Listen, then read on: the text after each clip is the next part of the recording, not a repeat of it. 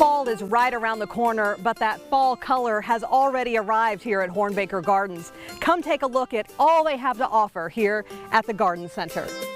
And joining us today is Dave Hornbaker, co-owner and creative director here at Hornbaker Gardens, which is also this segment's sponsor. So Dave, we've been here a couple of times throughout the summer. Thank you again for having us back. It's always so much fun to come here, and it's so beautiful. So beautiful here. Thank you so much. Tell us a little bit of history on Hornbaker Gardens and how this all got started. The story and the history is one of my favorite parts of Hornbaker Gardens, and it all starts with Mom and Dad falling madly in love with each other in Bushnell, Illinois, and then finding a place to settle down and raise a family, which ended up being Princeton, Illinois. And soon after moving to Princeton, Dad was practicing law at the time and Mom was teaching, and he decided that he wanted to change career paths and maybe utilize the land that they had out here. It was Hornsberry Farms, and so Hornsberry Farms was a small organic berry farm with the idea of selling produce. And when Dad decided to quit practicing law, they dived into ornamentals. For the first 2 years, Hornbaker Gardens was a wholesale nursery selling primarily chrysanthemums in the fall. And the third year, they dabbled in some other plant material, and that is when they first invited the public out to sell some plants at retail. And after that third year and the response that they got from the community and the surrounding communities, when they opened up for an open house and to sell retail, that response is what launched them into the retail garden center that Hornbaker Gardens is today. Yeah, and you guys offer so much throughout the year, but fall is a very popular season for you guys. So fall is my favorite time of year out here. We consider ourselves an arboretum as well as a botanic gardens and garden center. And the trees here range from 37 years old to 5 years old to 1 year old. We plant some every year. And so the arboretum is one of my favorite parts of the grounds. There's just a lot of really wonderful plant material that gets brought in the fall. Including all your favorites like chrysanthemums, sunflowers. There's a lot to see out here. There's a lot to shop from, but there's also a lot to take in, and usually the cooler weather is nice, and it's just a great time to hang out and enjoy the space. All right, Dave, so we are now standing inside your event center called The Barn, but this is not your average barn, right? It is not. So tell us more about this place and what inspired your family to build this event center. Both of my older sisters got married out here under a tent in this field, what used to be a field. And that's what got us thinking maybe we should build something more permanent. Maybe we should build a pavilion. And then that pavilion idea ballooned into what you see today.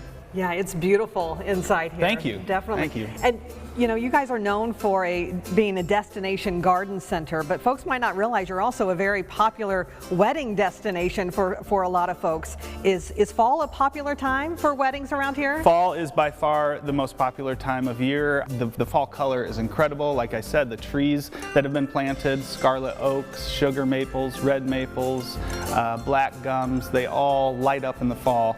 And then the backdrop of native sugar maple is just a canvas of gold. It's an incredible backdrop for a wedding. So Dave, you have a artisan market coming up, and we are standing where a lot of the vendors will be set up as well. So what can folks expect at this market?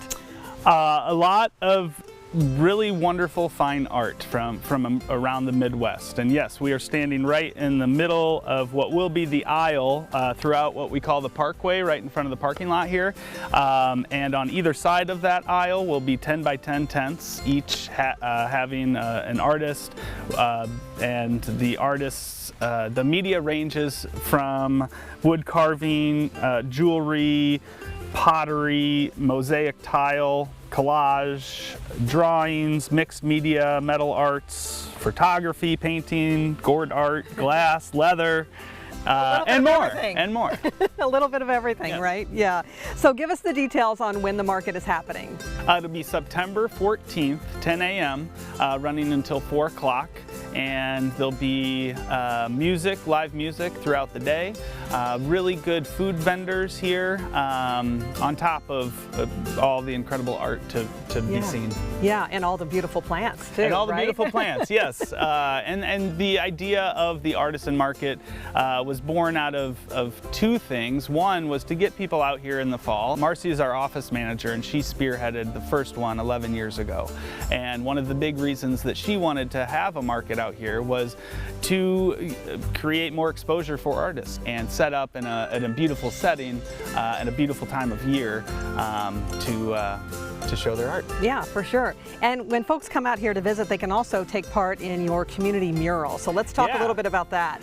Last year was our first mural, and we're hoping that is an annual event. And this year's artist is Sally Ziering, and she's put together a beautiful piece of art that is then divided into 100 squares. When people come, if they choose, they can take part in this mural by picking up a tile, and it's basically color by number. So they give you the right color paint for the right tile, and you sit down and you do the best you can. Yeah. It was fun to watch it last year. Throughout the entire day you had little pieces going up, and so we take a time lapse to show its progression, and that's always fun to watch. And what made you guys decide to provide this experience to customers? The idea was to get people involved, and it's a fun way to create a piece of art. Everybody is part of this incredible piece of art that'll be displayed out here at the gardens for years to come. Tell us exactly where you're located. We are located 5 miles southeast of Princeton. We're kind of out in the sticks, but there's signs that will take you through these country roads, and just look for those signs with a little arrow pointing towards Hornbaker Gardens. Of course, you can Google map it as well.